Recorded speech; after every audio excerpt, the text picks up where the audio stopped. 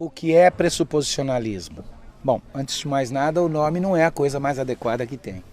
E eu prefiro, então, começar a definição mexendo com o conceito do próprio nome. Normalmente se pensa que pressuposicionalismo é uma aproximação filosófica, não é só de apologética, filosófica, mas que também tem implicações apologéticas e que pode basicamente ser considerada como uma antípode ou algo contrário ao evidencialismo ou ao racionalismo, à apologética clássica.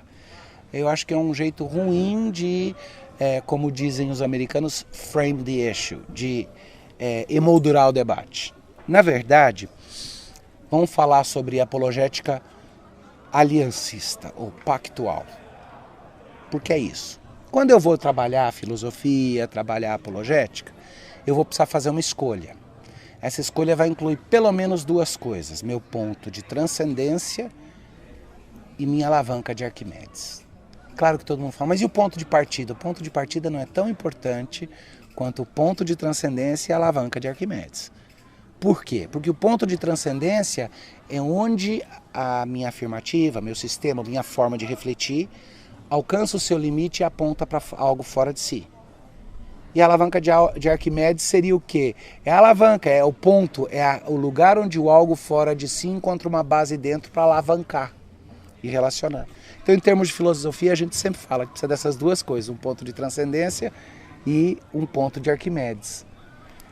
Nesse sentido, uma apologética aliancista ou pactual, Covenantal Apologetics, é um nome que, inclusive, vários dos que antigamente eram considerados os pressuposicionalistas ou então os transcendentalistas, dentro da tradição de Van Til e tudo, estão preferindo hoje em dia usar o termo. Ela diria que o meu ponto de transcendência é Deus. Deus é o ponto de referência, o ponto final de transcendência, o pano de fundo para toda a predicação. Então, ele é o ponto onde o meu sistema aponta para fora de si. Eu tenho usado o termo teorreferente.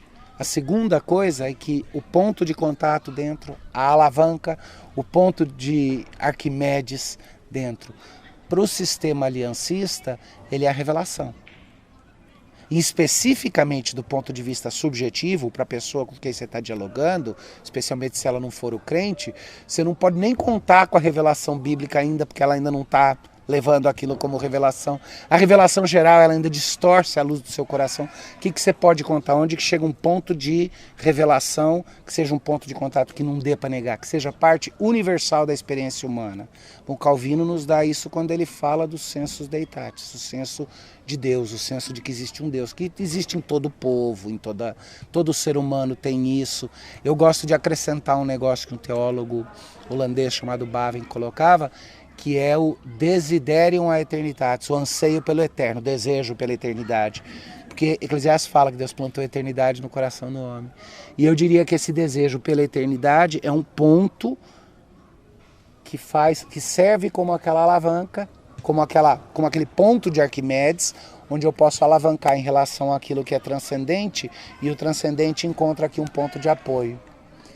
Então, nesse sentido, uma filosofia e uma apologética aliancista seria marcado por sua teorreferência e marcado por entender que o ponto de contato que existe para diálogo entre o crente e o não crente, mesmo entre os crentes, é a revelação.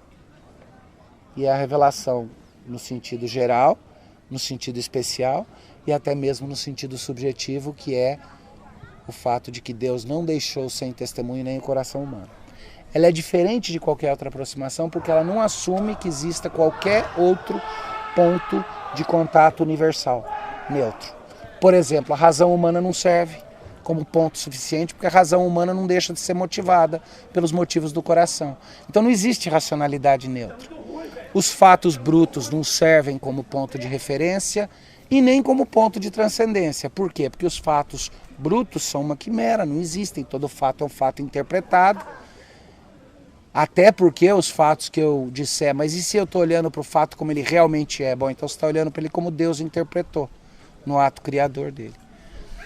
Uma apologética que diria, vamos supor, uma apologética clássica, ela não é puro racionalismo, também não é puro evidencialismo, mas ela fala, eu faço uma mistura de todos esses aspectos.